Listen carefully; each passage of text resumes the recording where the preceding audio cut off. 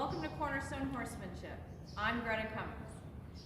This is the follow-up from our second week with Morgan, and this morning didn't start quite as well as we had hoped. Morgan was a little more on edge, and I had actually thought about putting this video off until later in the day so I could help her out a little bit, but I decided to say, well, let's come in and let's show you that even though things are progressing very well the last last time we checked in and over the last week, sometimes things go backwards a little bit. But this girl, true to her good-minded fashion, says, you know what, I'm okay now. I can handle it now. When in the barn, when we were feeding this morning, she was a little more unsettled. So anyway, what I want to share with you is over this last week, we had gotten better at handling her both sides. She was much better about letting me touch her over most of her body. She's still a little hesitant to let me pick up her feet. Still been working on that. But those are the little things that really make a big difference in what you're doing with your child. I'm working on being able to get to both sides and touching her. See there, she got a little bit saying, no, I'm not sure why she's back that far. That's okay. So I'm just going to come back up here where she's okay with me. And now I'm going to come back here and I'm going to get out of there before she tells me she wants me to get out of there. That's building trust. That's letting her know I hear her and I understand her and I'm here for her and not just for me. Go back to the left side.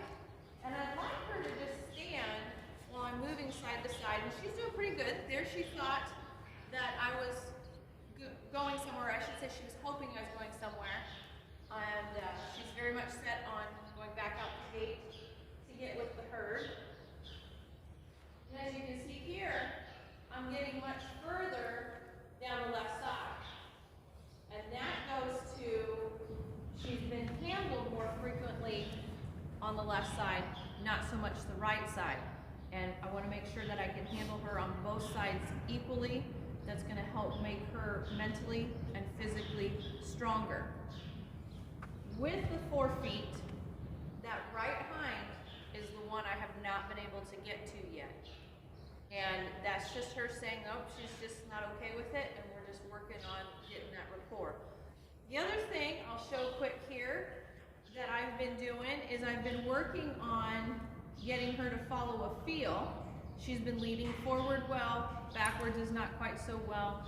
Moving left and right through the hip and the shoulder is okay. Still need to work on it, but we got to work on that confidence too. But see there, I can pick up on this lead and take her thought that way. That's the beginning of things. So I'm going to move over to the right side now. A little more willing to go that way. The gate's over there. And see, her thought's already going there because of the gate. Coming forward. Asking her to back up again. Now I'm going to pick up and ask her to take her thought to the right. There we go. So working on these feet. Just been working on running a hand down. And I don't necessarily want to pick it up from the beginning. Just run a hand down. I might stay there a little bit.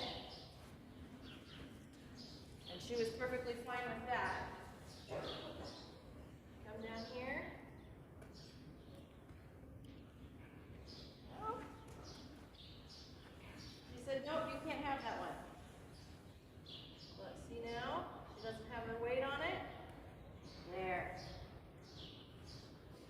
And in the beginning, you don't want to pick them up and grab them because then they think they're in a trap. I just want her to prepare, pick it up, and I'm going to give it right back. And as I build up that trust with her, then I can start holding it longer. So thank you for joining us with Morgan on this follow-up after our second week of working with her. May the grace of our Lord Jesus Christ be with you and the horses you ride from our barn to yours.